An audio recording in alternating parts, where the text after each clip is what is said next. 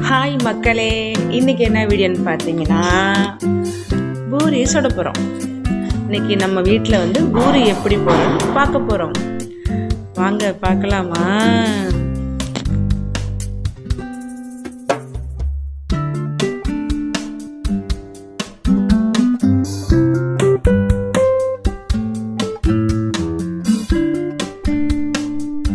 நான் வந்து இன்றைக்கி 4 உருளைக்கிழங்கு எடுத்துருக்கேன். அதை வந்து 2 கட் பண்ணி கழுவிட்டு தண்ணி ஊற்றி முதல்ல வேக வச்சுக்கலாம்.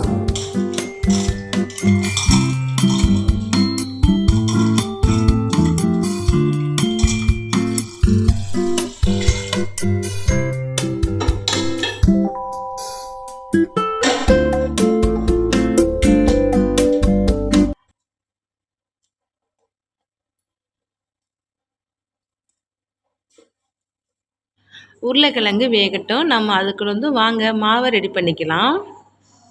நான் இந்த கப்பு அளவில் 2 கப்பு மாவு எடுத்துக்கிறேன். 2 கப்பு எடுத்துக்கிறேன். எனக்கு 2 கப்பு போதும். உங்களுக்கு எவ்வளோ தேவையோ அவ்வளோ எடுத்துக்கோங்க.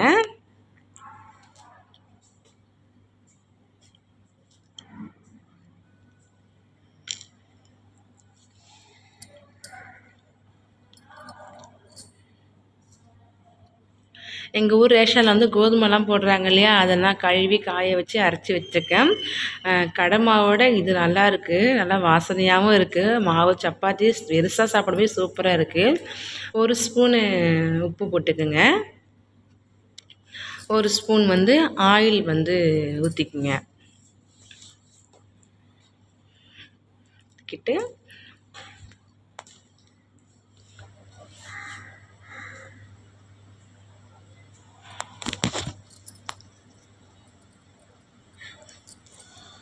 நல்லா மாவை இது மாதிரி கட்டி பிடிக்காமல் கிளறி விட்டுட்டு 2 கப்பு மாவுக்கு வந்து அளவு பார்த்திங்கன்னா 1 கப்பு தண்ணி போதும்.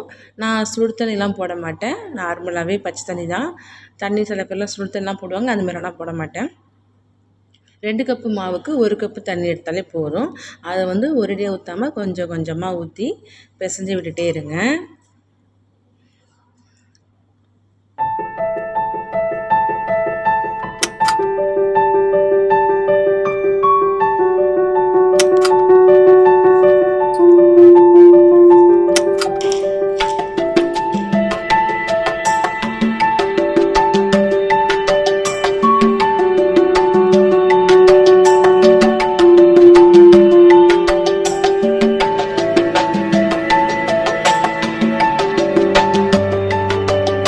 மாவு நல்லா பிசைஞ்சிக்குங்க.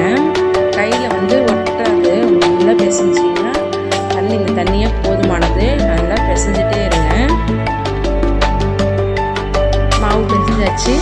அதுமாரி சாஃப்டாக இருக்கணும், கையில் ஒட்டாமல் இருக்குது பார்த்திங்களா. 1 ஸ்பூன் வந்து எண்ணெயை தடவுனீங்கன்னா கொஞ்சம் காயாமல் இருக்கும்.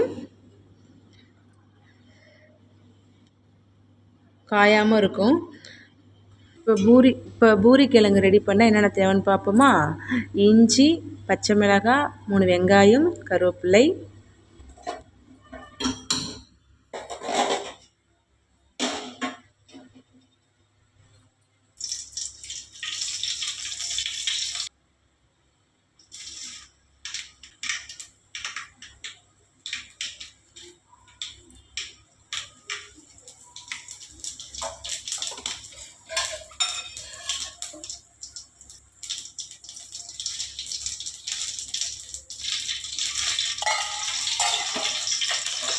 ஃப்ரெண்ட்ஸ். தாளிக்க 2 ஸ்பூன் எண்ணெய் ஊற்றிங்க. 1 ஸ்பூன் கடுகு போட்டுங்க. 1 ஸ்பூன் வெள்ளை உளுந்து, 1 ஸ்பூன் பெருஞ்சீரகம், 1 ஸ்பூன் வந்து கடலைப்பருப்பு போட்டு நறுக்கி வச்ச இஞ்சியை போட்டு வதக்கிக்குங்க.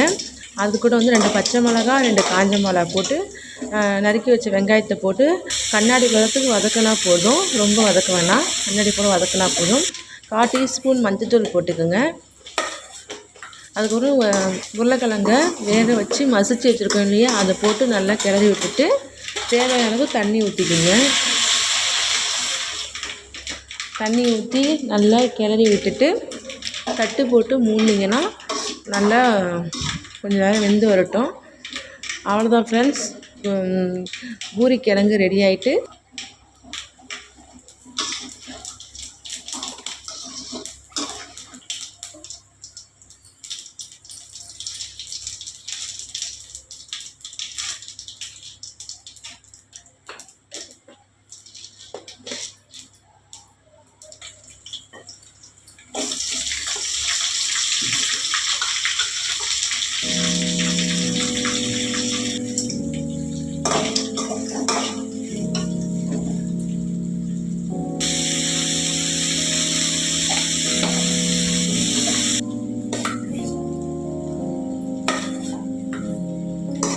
இது போல் நல்லா உருட்டி எடுத்துக்குங்க.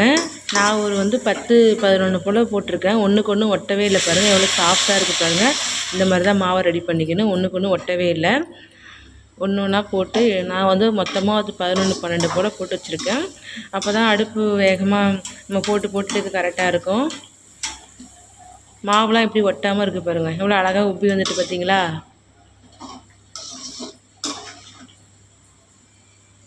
பூரி சூப்பராக வந்துச்சு.